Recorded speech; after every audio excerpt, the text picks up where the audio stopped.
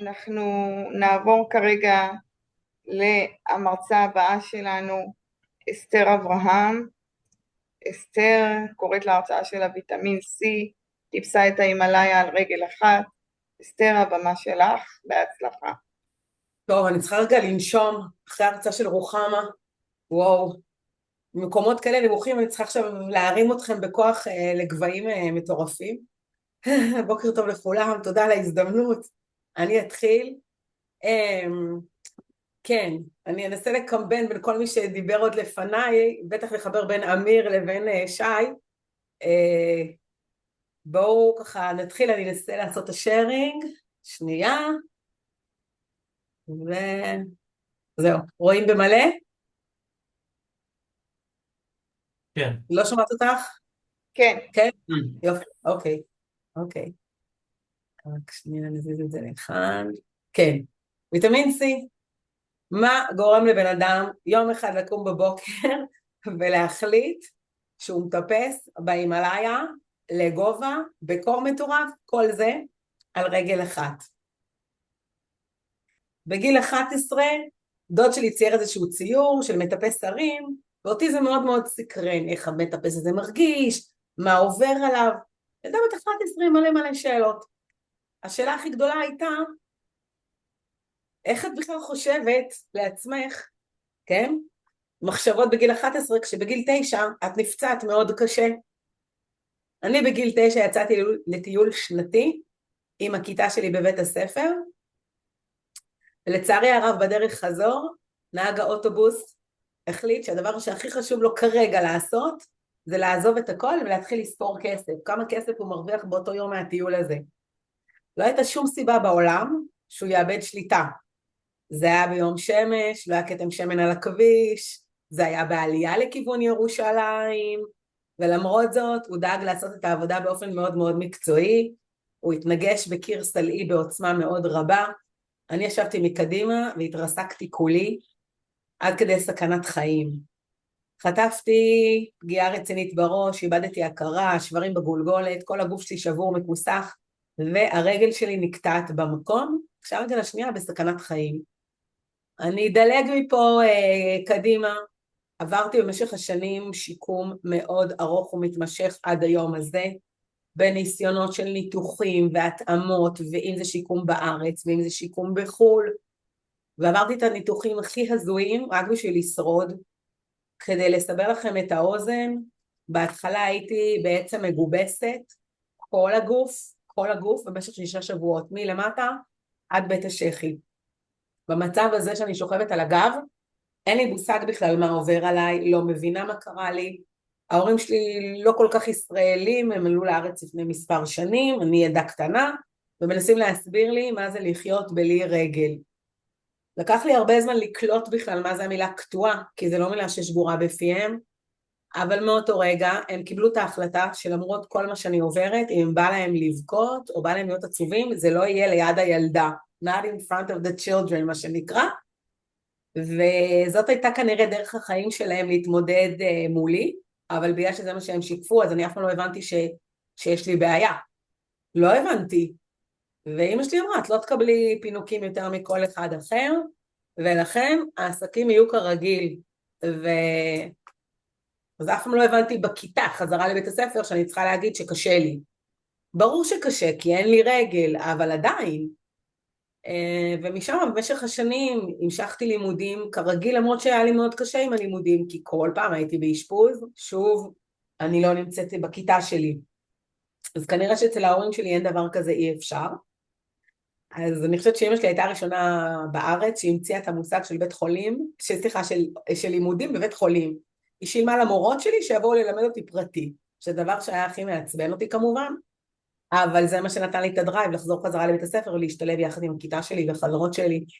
ולאורך כל השנים, אני כאילו לא עניינתי אותם, אז בגלל שלא עניינתי את המשפחה שלי, אז הייתי צריכה לעשות את הכל מבראשית, ועל דעת עצמי ובדרך שלי.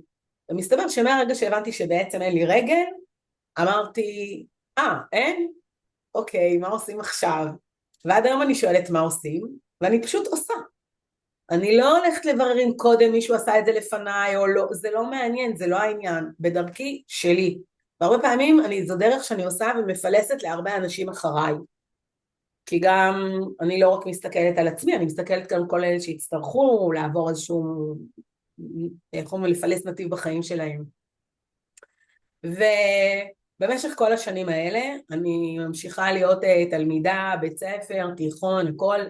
תוך כדי זה ההורים שלי מחליטים שזהו, הגיע הזמן, אין יותר פצעים, אין יותר ניתוחים, קדימה, מנוי לבריחה. אני כזה, מה מנוי לבריחה עכשיו? אבל מהרגע שנכנסתי לבריחה, והחברות שלי שהסתכלו עליי, מה את עושה פה? ידעתי שאני יוצאת למלחמת חורמה נגד כל מי שיתחיל לשאול אותי שאלות מיותרות במהלך חיי. אז אני עניתי, אני עושה פה בדיוק מה שאתם עושות פה.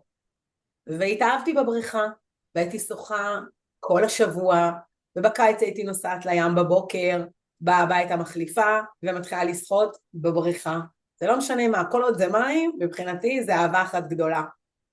ועם השנים, למרות הנחות שלי, למרות המגבלה, הפכתי להיות מדריכת שחייה, ומצילה, והידרותרפיסטית בחירה, ומה שהעסיק אותי זה היה ללמוד לימודים של ספורט נכים, אני בוגרת וינגייט, כל מה שקשור לספורט ומגבלה, זה בעצם אני כיום מנחת סטודנטיות להידרותרפיה, אני עושה עוד הרבה דברים, אבל כל זה צמח מהמקום שרציתי להיות כמו כולם, ואם כולם משחקים וקופצים בחבל או משחקים קלאס, אז אני חושבת שהכי טבעי כביכול, זה גם לטפס על איזה הר גבוה, נכון? במשך כל התקופה הזו, מהפציעה והלאה, תמיד התנדבתי בכל מיני מסגרות, והנה קיבלתי מה שנקרא תמורה לאגרה, לצערי הרב, שמחה מעולה בעצב, בתוך השבעה, שאני יושבת על אמא שלי היקרה, אמא שלי נפטרה בפתאומיות, מתקשרים להגיד לי מזל טוב. בואו נראה על מה היה המזל טוב. רגע? כן. נבחרתי להדליק משואה ביום העצמאות, והיה לי מאוד קשה לקבל את המזל טוב בהתחלה, בתוך השבעה, אמא שלי בדיוק נפטרה, מה? אבל בואו נשמע קצת מהטקס, אז אם אתם יכולים בבקשה להגביר את הרמקולים, אני אשמח, ובואו נתחיל. רגע, בבקשה. אני אסתר אברהם, מתכבדת להשיא משואה הזו, לכבוד דאגתנו, לרווחת הפצועים, החולים והמתקשים בתוכנו, הנאבקים לשילובם המרבי והמיטבי במערכות חיינו, ולתפארת מדינת ישראל. אוקיי, אני מדליקה את המשואה, נמצאת שם על הר הרצל בירושלים, ואומרת לעצמי, טוב, מה זה הר הרצל? הר הרצל זה עוד איזה הר, זוכרת שפעם חלמת לטפס?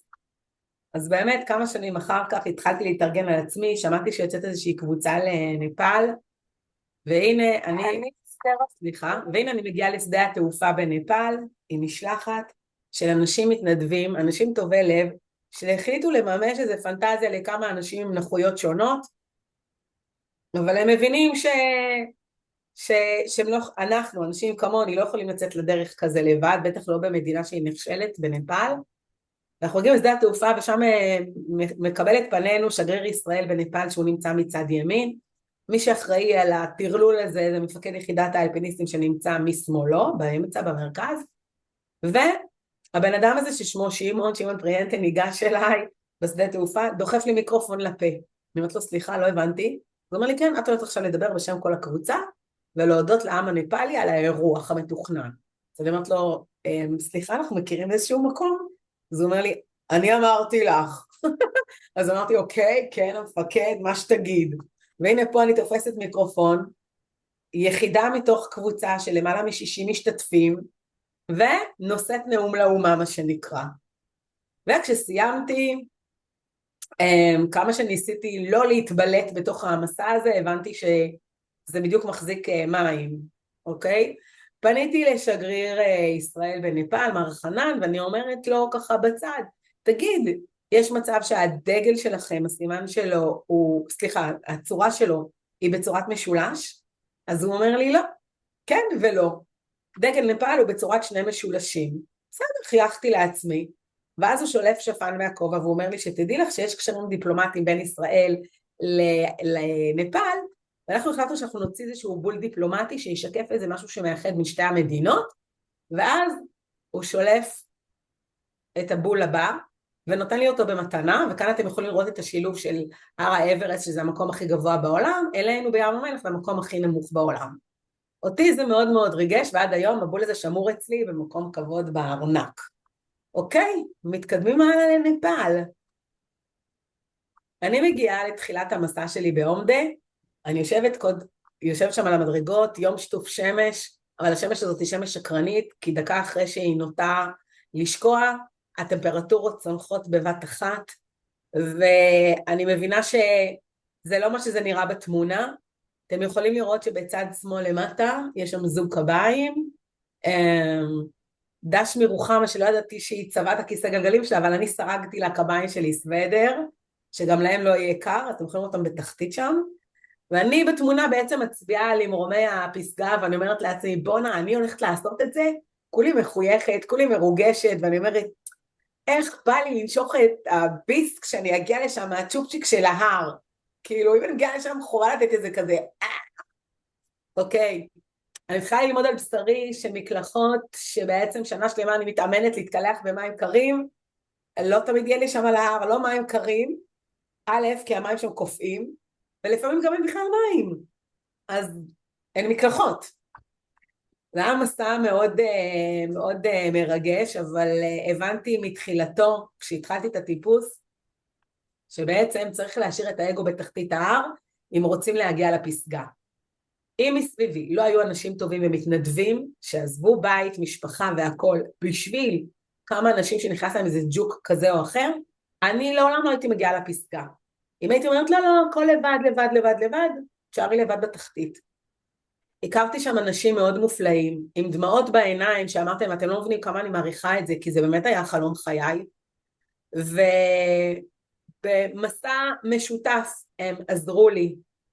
אני בין השאר, חוץ מללכת על קביים, השתמשתי בכיסא גלגלים מיוחד כזה, שנקרא גלגולון, ופה אני ממש כבר כמעט בדרך למעלה, ואני אומרת לעצמי, אשא עיניי להרים, וואו, זה עומד לקרות, ושוב אני עם חיוך מאוד גדול, למרות הקשיים, ולמרות המינוס 20 מעלות בלילות, וזה היה מסע מאוד מאוד מפרך, אבל רצית, אז את הולכת ליהנות, ונהניתי מכל רגע בחוויה הזו.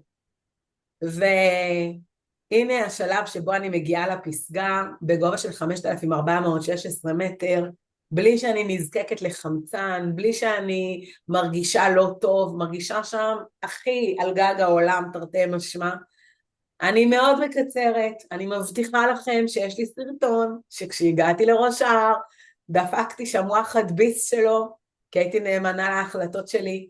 היו לי הרבה טקסים מאוד מרגשים על ההר, כן, אבל כמו שאומרים, מי שעלה למעלה צריך לדעת שגם הוא חוזר למטה, ואני יורדת שם לבית חב"ד בקטמנדו ב-1400 מטר, שעדיין זה יותר גבוה מהר הרצל, ואני מבקשת מאיזה בחור שנמצא שם בחנות ליד, שהוא רוקם, שירקום לי חולצה שמסמלת את כל מה שעברתי שם, והנה אני מבקשת שיש שם איזה יק בהמת המסע, רואים את הערים, את הפסגות המושלגות, ואת הנעל שאיתה צעדתי לאורך כל הדרך.